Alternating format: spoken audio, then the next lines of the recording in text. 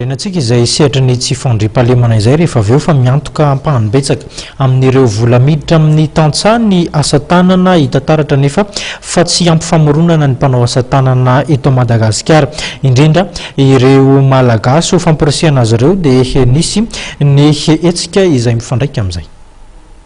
Mandrafitra ny 30 ka hatramin'ny 400 ny vola miditra amin'ny tantsaha ny asa tanana. Olana nefa dia tsy ampy ny aiforina, ny fampiasana akora misy isaparitra sy ny fitrandrahana an-kolontsaina izay ataon'ireo mpanao asa tanana.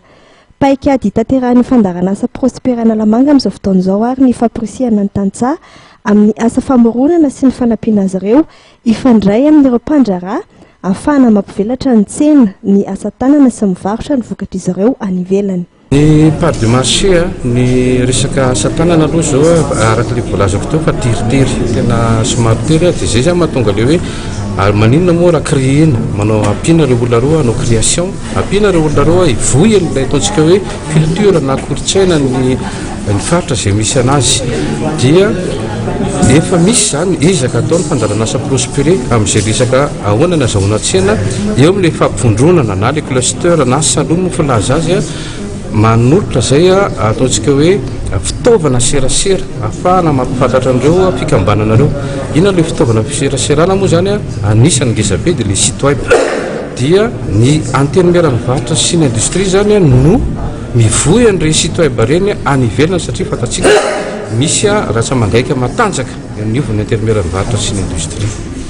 Ho tanterahana ny 20 ka hatramin'ny 13 aogositra ho avy izao any Tomasina ny andiany faharoa amin'ny hetsika salon de la créativité vôtra. Tompomarika amin'ny hetsika ny fandarana asa Prosperana Lamanga, miara-miasa amin'ny antenne mivarotra sy ny industrie Antananarivo, Tomasina ary Analanjorofo. Ny tanjona moa zany dia hoe mampifohy ny talentan'ireo CPR-nareo na micro-entreprise rurale-nareo dia anisany zava-dehibe koa le hoe fifanankalozana sy fiaraha-miasan'ireo antenne mivarotra sy ny industrie satria zay zany mbola tsy nisy mihitsiny dia atomboka amin'io région anankitelo zany izy dia ny cible moa zany mazava loatra fa ireo hazo tombotsoa ny prospéré fa tena zava-dehibe dia hoe eo zany ny atsoina ny mpandraharaha mba hijery akaiky an'ireo vokatra vaovao ireo zany mety isy zany fifanarahana mety misy fiaraha-miasa satria anisany zava-dehibe voizin'ny prospéré zany dia hoe fampifandraisana ny mpamokatra sy ny mpandraharaha zay le hoe couple OPOM misy aminareo fa mety mahafantatra an'izay any.